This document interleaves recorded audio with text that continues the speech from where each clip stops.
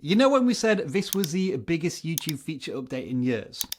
Well, it's just been upgraded to make it even more powerful and yet perhaps even more frustrating.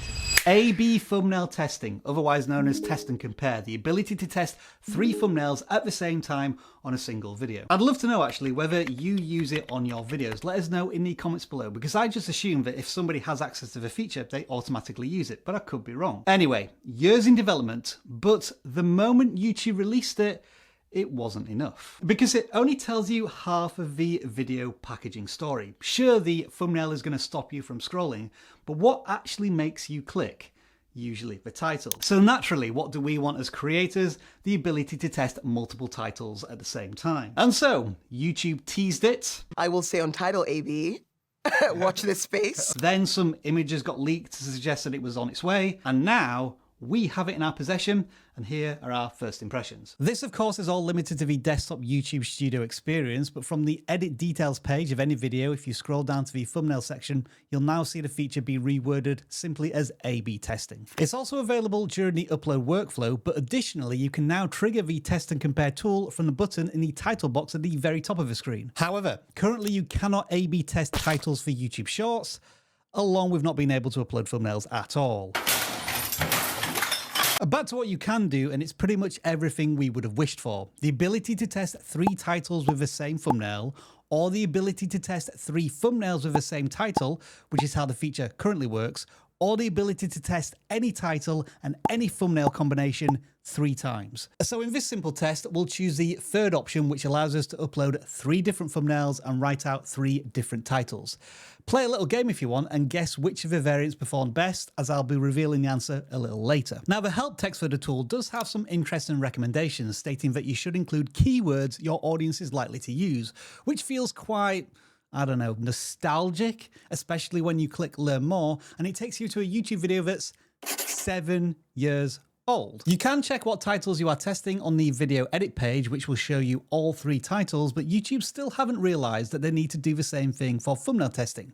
Why don't we just display them like this? Tracking the performance of a test is done in exactly the same way as before. Go to the analytics for the video, click the reach tab, and you'll have, yes, I'm afraid this hasn't changed, the watch time share of the test rather than click-through rate. So in this test, the thumbnail and title variant that has the most watch time share by some distance is this one. Tests can take up to 14 days to run, but also as quickly as a single day, as in this case where a winning thumbnail and title variant was selected and made visible to all viewers. So the TLDR here is that title testing is identical to thumbnail testing, and I'll give YouTube credit for that because it just works. It's incredibly simple to use and gives you clear results, albeit results we might prefer via a different metric. But remember, this is a first impressions look at the feature, and I don't want to go too far down the road of criticism. YouTube do still have time to finesse this feature if they want to.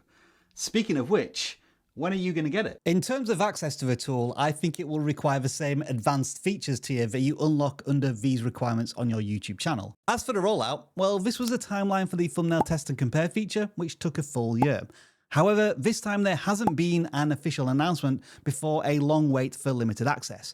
Creators like ourselves are using it already, so I would tentatively predict a full rollout of the title testing tool by the end of this year. So possibly a frustrating wait ahead. But here is the good news. If YouTube is rolling out this tool now to creators like ourselves, it is highly likely that sometime in the future, every single one of you watching this video will be able to use the same tool.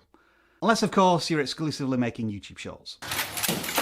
Now, here are some early thoughts on how you might use this tool. As YouTube suggests, one title might be very SEO heavy, based purely on keywords and what people are searching for. Another title idea might tap into what you know works on your channel, in our case, addressing small YouTube channels. For us, it might be considered the control test. And then a third title might be something completely new you want to try out. In this case, something that removes keywords and SEO completely and goes for the emotional intrigue that the viewer can relate to.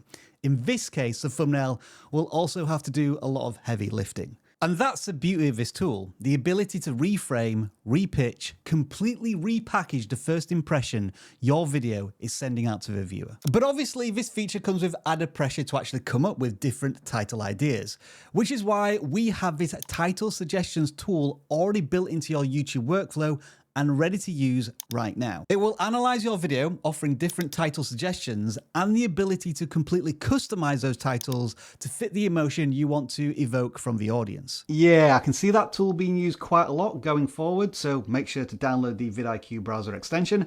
Link in the description. And we ourselves will be doing plenty of tests on YouTube's new title test and compare feature in the coming weeks and months, so that we can do a deep dive and help you get the best out of it when you finally get your hands on it.